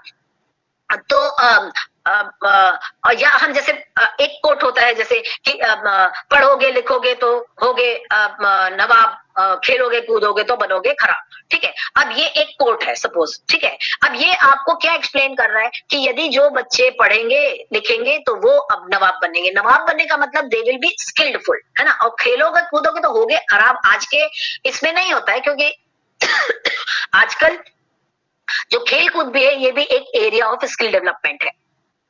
तो पर कैसे खेलोगे और कूदोगे, ठीक है, ये एक इंपॉर्टेंट एस्पेक्ट है कि यदि आप उसमें भी डेडिकेटेड है तो आप क्या बन जाएंगे, आपकी स्किल्स डेवलप हो जाएंगी। लेकिन यदि आप केवल खेलने के पर्पज से देख रहे हैं तो आप ऑब्वियसली खराब हो जाएंगे। तो मेरे कहने का मतलब है कि ऐसे कई सारे कोट्स होते हैं जो उस पर्टिकुलर सिचुएशन को, उस पर्टिकुलर एरिया को क्या करते हैं, एक्सप्लेन करते हैं। तो वो बेसिकली ऐसे फेमस कोट्स होते हैं, पर वो बेसिकली एक रॉ डेटा होता है, उनको आपको आपकी सिचुएशन के अकॉर्डिंगली ढालना होता है और उसको आपको एक्सप्लेन करना पड़ता है। फिर आपका होता है कंटेंट एनालिसिस, जिसमें हम टेक्स्ट का, मीडिया का, फिजिकल फॉर्म्स का, पिक्चर्स का, इनका उपयोग करते हैं और उस पर्टिकुलर सिचुएशन को क्या करते हैं, एक्सप्लेन करते हैं। इसके बाद होता है एथनोग्राफी। एथनोग्राफी में बेसिकली हम जितनी भी हमारी पुरानी चीजें हैं या पुराने हमारा डेमोग्राफिक डिस्ट्रीब्यूशन है या हमारा जो हिस्टोरिकल डिस्ट्रीब्यूशन है, इन सब का कॉम्बिनेशन लेके जब हम उसको एक्सप्लेन कर रहे हैं तो वो एथनोग्राफी का पार्ट आता है। फिर इसके बाद में हमारा आता है फिनोमिनोलॉजिकल, तो ये फिनोमिना एक्सप्लेनेशन को ध्यान देता है बेसिकली। ग्राउंडेड थ्योरी, जैसे आपने रिसर्च में पढ़ा होगा कि इंडक्टिव अप्रोच और डिडक्टिव अप्रोच होता है, तो यूजुअली ये इंडक्टिव अप्रोच को देता है। ग्राउंडेड थ्योरी अक्सर बेसिकली साइकोलॉजी में या आपके फिजियोलॉजिकल साइंस को एक्सप्लेन करने के लिए यूज करते हैं और इसमें एक छोटा सा की इशू हमको मिलता है और उससे हम पूरे कॉन्सेप्ट को क्या करते हैं, डेवलप करते हैं। Case study approach, case study जो होती है एक सिंगल पर्टिकुलर व्यक्ति के बारे में या पर्टिकुलर यूनिट के बारे में या पर्टिकुलर ऑर्गेनाइजेशन के बारे में जब आप एक इंटेंसिव स्टडी या डीप स्टडी कर रहे हैं तो आप उसको केस स्टडी अप्रोच कहते हैं। फिर कई जगह पे जैसे हेल्थ केयर फैसिलिटीज है, वहां पे आपको ऑब्जर्वेशन करना पड़ता है। अभी कोविड हुआ तो कोविड में आप क्या कर रहे हैं कि उसके जितने भी सिम्टम्स हैं उनको ऑब्जर्व कर रहे हैं। डॉक्टर्स क्या करते थे, कोविड की कोई दवाई नहीं थी लेकिन कोविड की दवाई को इजाद करने के लिए वो क्या करते थे, ऑब्जर्व करते थे। एक मेडिसिन देते थे, फिर उसको ऑब्जर्व करते थे कि कैसे हेल्थ इश्यूज बढ़ या घट रहे हैं और उससे उन्होंने जाके इनिशियल स्टेजेस पे उन्होंने ऑब्जर्वेशन मेथड किया और फिर वो दवाइयों के एरियाज को, मतलब या दवाइयों के जो रिपरकशंस थे उनको देखा। तो कई बार ऐसा होता है कि ऑब्जर्वेशन आप करते हैं, ये आप मीडिया में भी यूज करते हैं ऑब्जर्वेशन मेथड, कि कहीं कोई घटना हो जाती तो आप जाके देखते हैं कि वहां पे एक्चुअली हो क्या रहा है। और फिर उसमें डायरेक्ट और इनडायरेक्ट, कई बार आप क्या होते हैं कि रिस्पोंडेंट से डायरेक्ट पूछ लेते हैं कि भाई ऐसा क्यों हुआ। कई बार आप ऐसा सेंसिटिव मैटर होता है जहां पे आप डायरेक्ट क्वेश्चंस नहीं कर सकते या डायरेक्ट ऑब्जर्वेशन नहीं कर सकते। जैसे कहीं क्राइम हुआ है तो अक्सर उसके आस पड़ोस वालों से पूछा जाता है, तो वो that is called indirect observation, कि उन लोगों के क्या फीलिंग्स थे, उन लोगों के क्या रिव्यूज थे या उन लोगों के क्या बताने का तरीका है। तो उससे भी आप कई बार क्या करते हैं, इन्फरेंसेस ड्रॉ करते हैं। देन टेक्सुअल और विजुअल एनालिसिस। टेक्सुअल मतलब ये इलस्ट्रेशन कोड्स में ही आ जाता है या टेक्स्ट कहीं लिखा हुआ है उसके बारे में। जैसे हिस्ट्री में कई जगह आपको अरबी में, फारसी में कई सारी चीजें लिखी हुई मिल जाती हैं, तो आप उस समय से उसकी सभ्यता को देखने की कोशिश करते हैं। ठीक है। कई जगह विजुअल एनालिसिस, जैसे खजुराहो में आप जाएंगे तो खजुराहो में आपको कई सारे स्कल्पचर्स मिलते हैं। ठीक है। कई बुक्स मिल जाती, कई वीडियोस मिलते हैं, जिससे आप क्या करते हैं, डिफरेंट इन्फरेंसेस ड्रॉ करते हैं। अब फिर नेक्स्ट होता है इंटरव्यू। तो इंटरव्यू में बेसिकली आप क्या करते हैं, डिपेंड करता है कि आपका प्रॉब्लम सेट क्या है। यदि केस स्टडी है तो आप इंडिविजुअल से करते हैं और यदि कोई एक ग्रुप है या कोई एरिया है तो आप ग्रुप्स में डिवाइड करते हैं। कई बार एक ग्रुप भी कर सकते हैं, कई बार उन ग्रुप्स को अलग अलग ग्रुप में डिवाइड कर सकते हैं। कई बार आप दो ग्रुप लेते हैं, एक फोकस ग्रुप होता है जिसके ऊपर आप ट्रीटमेंट चाह रहे हैं। जब एम्पिरिकल एनालिसिस करते हैं तो उस फोकस ग्रुप पे आप टेस्ट चाहते हैं और दूसरे पे आप नहीं चाहते हैं। अब बाकी का तो आप सबको बहुत ज्यादा पता है, तो just I will go very fast ताकि मैं आपके लिए क्वेश्चन के लिए भी सबसे पहले आप, यदि आपके पास क्वांटिटेटिव इंफॉर्मेशन है तो आप कैसे प्रेजेंट करेंगे अपने डेटा को। तो सबसे पहले आप ये लीजिए कि टेबल कंस्ट्रक्ट करिए और उसमें यदि पॉसिबल है कि आपके वेरिएबल को आप कॉन्टिन्यूअस और डिसकॉन्टिन्यूअस में डिवाइड कर सकते हैं। कॉन्टिन्यूअस मतलब निरंतर, जैसे जिसमें आप फ्रीक्वेंसीज को आप एक रिलेशन दे सकते हैं। जैसे एज हमने लिया तो एज है 6 से 12 साल, फिर 12 साल से 14 साल, 14 साल से 18 साल। इस तरह से आप उसको क्या कर सकते हैं, कॉन्टिन्यूअस, क्योंकि एज एक कॉन्टिन्यूअस है। इसी तरह इनकम भी एक कॉन्टिन्यूअस है। डिसकॉन्टिन्यूअस में आप एज को डिवाइड नहीं कर सकते। ठीक है। तो यदि आपकी एज, आप ऐसा नहीं बोल सकते कि मतलब 14 इयर्स 5 मंथ्स, ऐसे करके आप नहीं कर पाते हैं, तो आप या तो 14 लेते हैं या तो 15 लेते हैं, ठीक है। तो कई मामलों में जब आप क्या करते हैं, कॉन्टिन्यूस और डिसकंटिन्यूस वेरिएबल्स में आप डिवाइड करते हैं, ठीक है। कई बार आप होता है कि एट्रीब्यूट्स है, सर्विस क्वालिटी देख रहे हैं, तो आपको ये पर्टिकुलर सर्विस क्वालिटी अच्छी लगती है, अच्छी, बुरी या वेरी गुड, वेरी बैड, ऐसा रहता है। तो ये पर्टिकुलर चीजें फिर आपको क्या करना पड़ता है, लिकर्ट स्केल का यूज करना पड़ता है, जिसमें आप 5 पॉइंट स्केल यूज कर रहे हैं या डिफरेंट टाइप ऑफ स्केल्स जो हैं आपके, डिटॉर्मस स्केल, लिकर्ट स्केल या दूसरे टाइप के जो स्केल्स हैं, स्केलिंग मेथड्स हैं, उनको आपको यूज करना पड़ता है, ठीक है। फिर इसके बाद एक मेन एम ये रहता है कि जब आप टेबल कंस्ट्रक्ट कर रहे हैं, तो अक्सर क्या होता है कि हम केवल फ्रीक्वेंसी का यूज करते हैं, एब्सोल्यूट फ्रीक्वेंसीज का, पर वो एब्सोल्यूट फ्रीक्वेंसीज की बजाय यदि हम रिलेटिव फ्रीक्वेंसीज को भी लेते हैं तो दैट इज वेरी बेटर, ये हम आगे देखेंगे। पर जो पिक्टोरियल प्रेजेंटेशन है, इसमें बहुत ज्यादा जरूरी है कि जब आप कोई चार्ट या आप कोई ग्राफ यूज करने जा रहे हो, तो आप को बहुत ज्यादा जरूरी है कि वो रिसर्च प्रॉब्लम को प्रॉपरली एक्सप्लेन करे, ठीक है। इसमें क्योंकि ग्राफ्स आप जब यूज कर रहे हैं, जब आपका मेन एम है कि आपको पैटर्न, किसी पर्टिकुलर चीज का पैटर्न कन्वे करना है या किसी चीज आप क्या कर रहे हो, ग्राफ्स का यूज करते हो, ठीक है। इसमें लाइन ग्राफ भी आ सकता है या स्टार्टेड ग्राफ्स भी आ सकते हैं। फिर चार्ट्स है, चार्ट्स आपको बताते हैं कि आप, यदि आपका मेन एम है कि आपको ट्रेंड दिखाना है कि भाई आपके पास टाइम सीरीज डेटा है और आप उसको जैसे 2010 से लेके 2019 तक का कोई डेटा है, आप उस पर ट्रेंड दिखाना चाहते हैं कि वो कैसे ग्रो कर रहा है, तो यूजुअली इकोनॉमिक ग्रोथ हम लोग वैसे ही बताते हैं, ठीक है। तो आप उसके लिए चार्ट्स का यूज कर सकते हैं, या आपको दिखाना है कि रिलेशनशिप दिखाना है कि एक पर्टिकुलर जो वेरिएबल है वो दूसरे से कैसा रिलेटेड है, तभी भी आप क्या करते हैं, चार्ट्स का यूज करते हैं, या आपको कंपैरिजन करना है, ठीक है। बार या कॉम्बो चार्ट्स, बेसिकली बार एक सिंगल आपका एक सिंगल वेरिएबल के को शो करता है, लेकिन कॉम्बो चार्ट्स आपके क्या करते हैं, आप जहां पे बार और लाइन ये दोनों ही ग्राफ का आपको यूज करना है, तो आप बार और कॉम्बो चार्ट्स का यूज कर सकते हैं। देन पाई चार्ट्स बेसिकली आपको ये बताता है कि जब किसी चीज को आपको टोटल में से उसकी डिफरेंट कैटेगरीज करनी है, जैसे हम टोटल पॉपुलेशन ले रहे हैं और टोटल पॉपुलेशन में से हम SC ST OBC और इनको बताना चाह रहे हैं जनरल को, तो ठीक है, टोटल हमारी जो सैंपल साइज है वो 300 है। अब उसका जो क्लासिफिकेशन है वो हमने डिफरेंट कास्ट वाइज कर दिया। तो बेसिकली ये सारी चीजें हैं।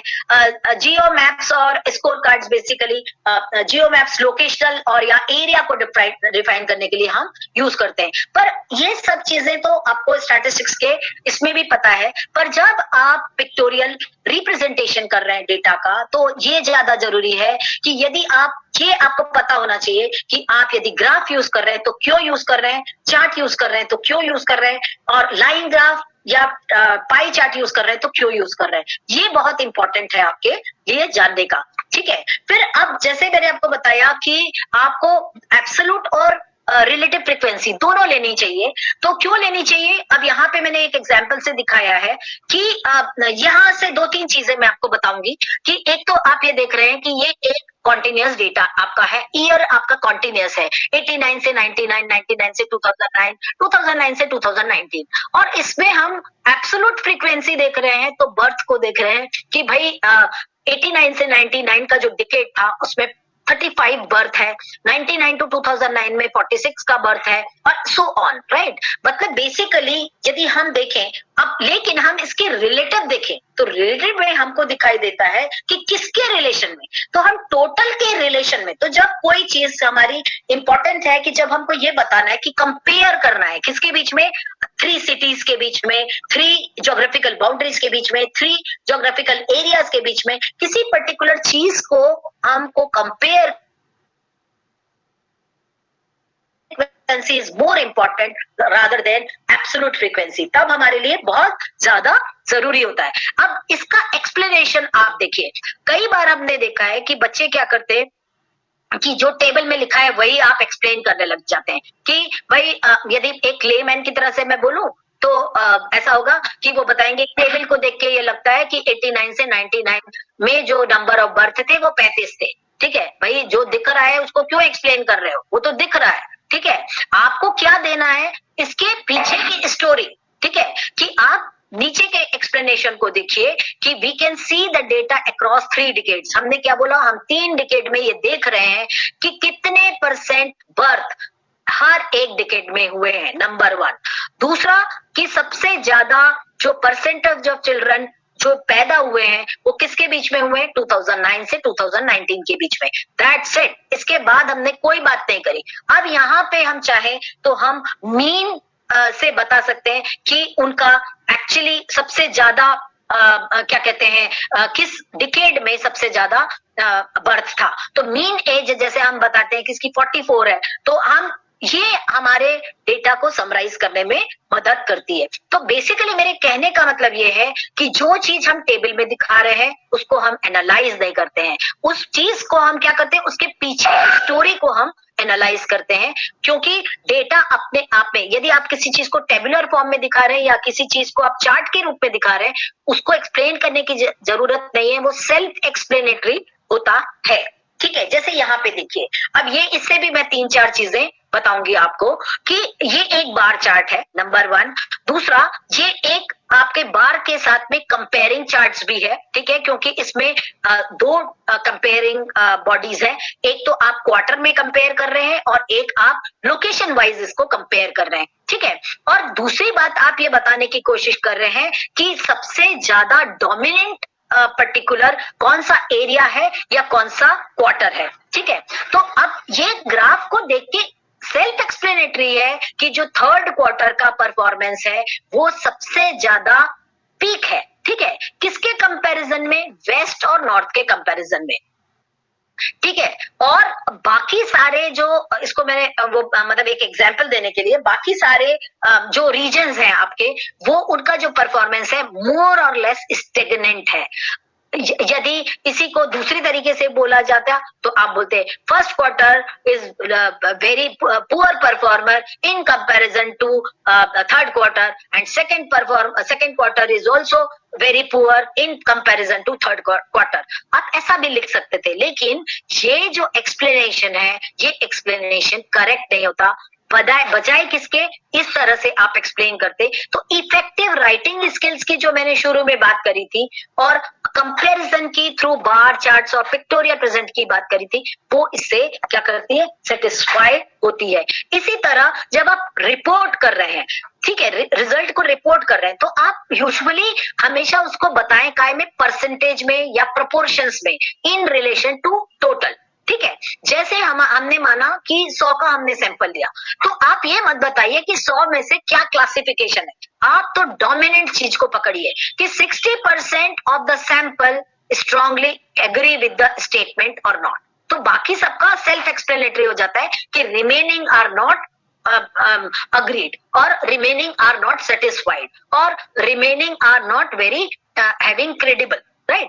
तो ये पर्टिकुलर चीज में आप जितने कम शब्दों में किसी चीज को एक्सप्लेन करेंगे वो ज्यादा इंपॉर्टेंट होगी, ठीक है। इसके बाद ये बात हमको बहुत ज्यादा ध्यान देने की चीजें हैं कि जो हमारी स्टडी का जो फाइंडिंग्स है, ठीक है ना, वो हमारे मतलब डेटा से ही क्या करता है, निकल के आ रहा है, ठीक है ना। और वो हमारे रिजल्ट्स को प्रॉपर तरीके से बता पा रहा है या नहीं बता पा रहा है, इस बात को हमको ध्यान में रखना पड़ता है, ठीक है।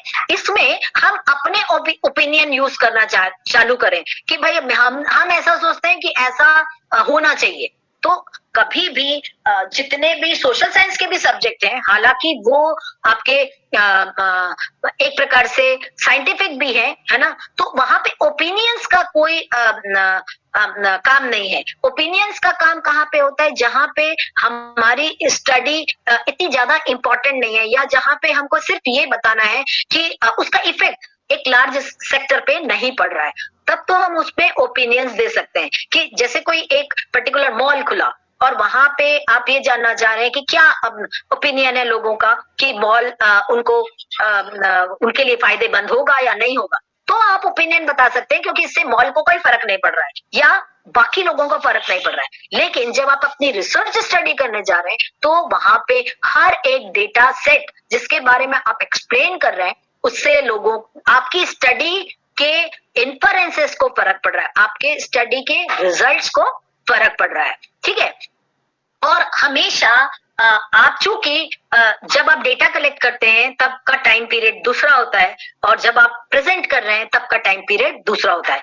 तो अक्सर हमारे जो सेंटेंसेस होने चाहिए वो पास्ट टेंस में बनने चाहिए, ठीक है। और दूसरी बात यह है कि हमें जो भी डिस्क्रिप्शन लिखना है वो हमारे स्टडी सैंपल को ही ध्यान में रख के लिखना है कि हमारे स्टडी सैंपल में ये पर्टिकुलर चीज हुई है, ठीक है। हाँ, यदि हमें ऐसा लगता है कि हमारे रिव्यू ऑफ लिटरेचर में ऐसी ही सिमिलर स्टडी किसी दूसरी जगह हुई थी, तो वहां पे हम ये लिख सकते हैं कि दूसरी जो स्टडी हुई थी, दूसरे सैंपल पे जो हुई थी, उन्होंने ये चीजें देखी थी, लेकिन हमारे सैंपल में ये चीजें उससे मिल रही है या नहीं मिल रही, ये हमको दिखाना पड़ता है, ठीक है। और दूसरी बात ये बहुत ज्यादा जरूरी है कि जब हम हाइपोथेसिस टेस्टिंग कर रहे हैं, ठीक है, तो तब हम यूजुअली इन्फरेंशियल स्टैटिस्टिक्स का यूज करते हैं और उसको एक्सप्लेन करते हैं। इन्फरेंशियल स्टैटिस्टिक्स बेसिकली, जैसे आपको पता है कि आप यूजुअली सेंट्रल टेंडेंसी का यूज करते हैं कि कितना डिविएशन है मीन से या कितना डिविएशन है और ओवरऑल स्टैंडर्ड डेविएशन उसका कैसा है ना। तो ये बेसिकली जब आप निकाल रहे हैं, तो जब आप इन्फरेंसेस निकाल रहे हैं कि टोटल पॉपुलेशन का इतना प्रपोर्शन हमारा क्या होगा, लिटरेट होगा या इतना पोर्शन हमारा इलिटरेट होगा।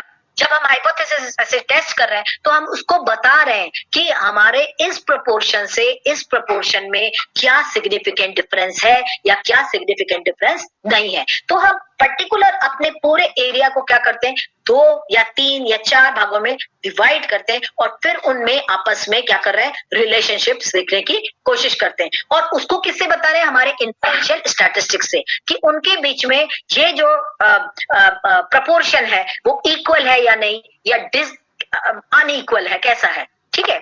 तो अब कई बार हम जब रिलेशंस निकालते हैं तो ये चीजें आपको पता ही है, इसको बताने की ज्यादा जरूरी नहीं है। जब हम केवल वन वेरिएबल के आधार पे डिस्क्राइब कर रहे हैं अपने पूरे स्टडी एरिया को, तो हम यूजुअली सेंट्रल टेंडेंसी को यूज करते हैं और उसके डेविएशंस को लेते हैं और उसका डिस्क्रिप्शन करते हैं कि हमारे इस पर्टिकुलर एरिया में जो एज स्ट्रक्चर है, मीन मतलब औसतन आयु इतनी है ना, और उसका मीडियन से बताते हैं कि हालांकि औसतन आयु तो इतनी है, लेकिन यदि हम पूरे पॉपुलेशन को डिवाइड करने जाएं तो इस एज ग्रुप से इतने परसेंट के लोग अबव 45 हैं या बिलो 45 हैं या क्या है, ठीक है, या ये एज में कैसा वेरिएशन आ रहा है, उसको हम स्टैंडर्ड डेविएशन या वेरिएंस से निकालते हैं, ठीक है।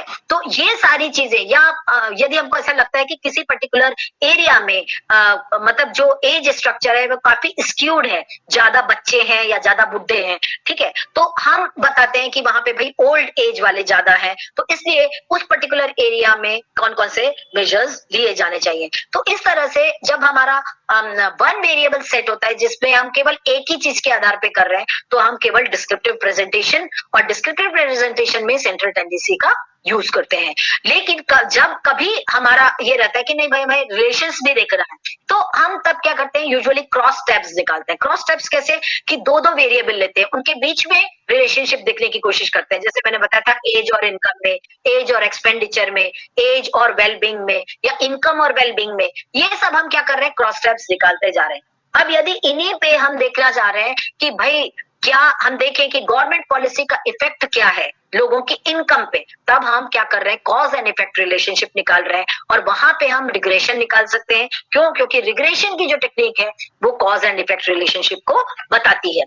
इसके बाद यदि हाइपोथेसिस टेस्ट कर रहे हैं, तो ये मैं बहुत ज्यादा नहीं बताऊंगी कि हम सैंपल के अकॉर्डिंगली अलग अलग टेस्ट लगाते हैं, और बेसिकली हम क्या देखने की कोशिश करते हैं कि मीन डिफरेंस देखते हैं कि भाई 2 सेट्स है हमारे पास में या 4 सेट्स है हमारे पास में, उनका एवरेज एज एक जैसा है कि नहीं, उसका एवरेज या उसके इनकम डिस्ट्रीब्यूशन एक जैसा है या नहीं, या उसका एक्सपेंडिचर डिस्ट्रीब्यूशन एक जैसा है या नहीं, ठीक है। तो उसको हम यूजुअली क्या करते हैं, उसमें हम स्टैंडर्ड एरर निकालते हैं कि भाई यदि वेरिएशन आ रहा है तो उनके बीच में कौन सा कितना एरर है आपस में डेविएशंस का, ठीक है। तो उसके आधार पे हम क्या करते हैं, वेरिएबल्स और एट्रीब्यूट्स को निकालते हैं, और ये डिपेंड करता है हमारा कि हमारा स्मॉल सैंपल है या हमारा लार्ज सैंपल है। यूजुअली हम देखते हैं कि जो स्टैटिस्टिकली 30 से ज्यादा का सैंपल हम लार्ज बोलते हैं, और 30 से कम का जो सैंपल है या 30 तक का जो सैंपल है उसको हम स्मॉल सैंपल बोलते हैं। तो ये सारी चीजें तो आप पढ़ चुके हैं और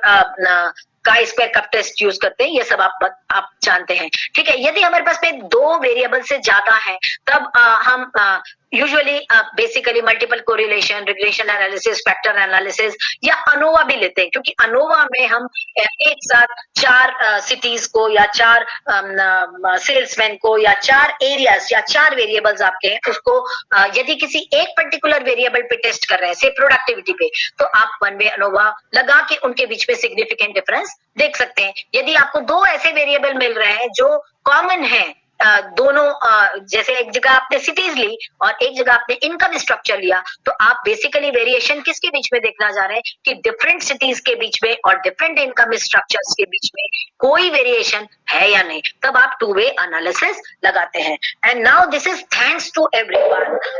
और मेरे ख्याल से मैंने आपका ज्यादा टाइम नहीं लिया और आपको ज्यादा बोर नहीं किया, तो आई थिंक अब if you have any particular questions तो आप मुझसे पूछ सकते हैं, आई विल आंसर।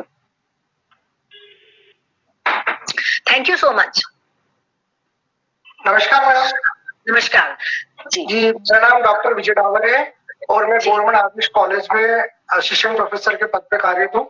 मैडम मेरा आपको क्वेश्चन है, जैसे जब भी आप ऑर्गेनाइजेशन जो लेआउट हम बनाते हैं तो उसमें हम इंट्रोडक्शन में एम या सिग्निफिकेशन को पहले मतलब इंट्रोड्यूस करते हैं या उसका हम लिखते हैं, लेकिन मान लो जो एक समस्या ली, जैसे मैंने कन्या भ्रूण हत्या पे अगर मैं कुछ स्टडी करना चाह रहा हूँ तो वो मैडम स्टार्टिंग से पूरा नेगेटिव ही आता है और लास्ट में उसका कंक्लूजन भी पूरा नेगेटिव टाइप में ही बनता है। तो मैडम ऐसी सिचुएशन के लिए मतलब मैं उसका जो प्रेजेंटेशन किस तरीके से कर सकता हूँ? बिल्कुल, आपने बहुत अच्छा क्वेश्चन पूछा है। सबसे पहले देखिए, कन्या भ्रूण हत्या अपने आप में एक नेगेटिव इम्प्रेशन है, ठीक है, तो ऑब्वियसली लेकिन आप मेन चीज ये देखने की जरूरत है कि आप कन्या भ्रूण हत्या को क्यों जानना चाहते हैं या क्यों देखना चाहते हैं, वहां से आपकी प्रॉब्लम चालू होती है। तो जब ये आप इसको एक्सप्लेन करेंगे तो आपको ये पता चलेगा कि over the period of time कन्या भ्रूण हत्या या तो बढ़ी है या तो घटी है, दोनों में से कोई एक सिचुएशन हो रही है, ठीक है। तो अक्सर आप हमेशा उसको नेगेटिवली देखने की बजाय आप उसको यदि ये देखें कि भाई कन्या भ्रूण हत्या के कॉजेस कौन कौन से हैं, बेसिकली लोग क्यों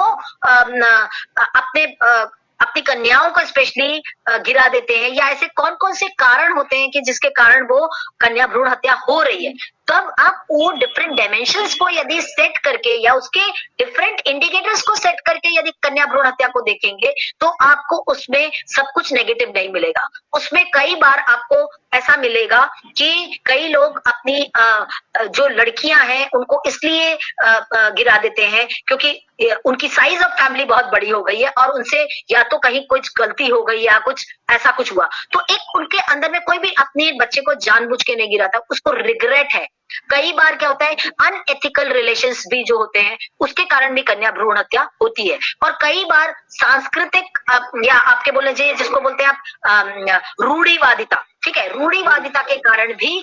तो आप इन डायमेंशन से यदि इस कन्या भ्रूण हत्या को एनालाइज करेंगे कि यदि कन्या भ्रूण हत्या, जैसे कन्या भ्रूण हत्या हो रही है, ये तो एक सिग्निफिकेंट फैक्ट है, ये एक सही तथ्य है, ठीक है, लेकिन ये एक तथ्य होने के साथ साथ में एक समाज के ऊपर धब्बा भी है, ठीक है। तो आप इस चीज के एस्पेक्ट से देखेंगे कि समाज के लिए धब्बा है, लेकिन हम ये जानना चाह रहे हैं कि ऐसा क्यों हो रहा है, तो आपको ये पता चलेगा क्या ये रूढ़िवादिता के कारण है, क्या ये लो इनकम कैटेगरीज के कारण है, क्या ये अधिक परिवार के बच्चों के लिए के कारण है, या ये एक अजीब सी माइंड सेट है कि हमें फीमेल नहीं, मतलब फीमेल चाइल्ड नहीं चाहिए, या हमें या कन्या क्या क्या रीजन है। तो आप जब उसके आधार पे देखेंगे तो आपकी जो रिसर्च प्रॉब्लम है वो डिवाइड हो जाएगी, वो एक नेगेटिव नहीं आएगी, लेकिन आप उसका जब डिस्क्रिप्शन लिखने जाएंगे तो आप उसको ठोस तथ्यों के आधार पे लिख पाएंगे, ठीक है।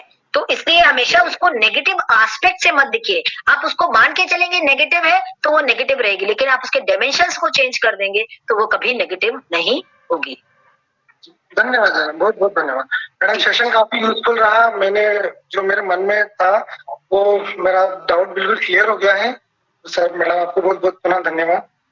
ओके, बाकी और कोई क्वेश्चन पूछना चाहते हैं तो पूछ सकते हैं। अभी हमारे पास में 5 मिनट का समय है।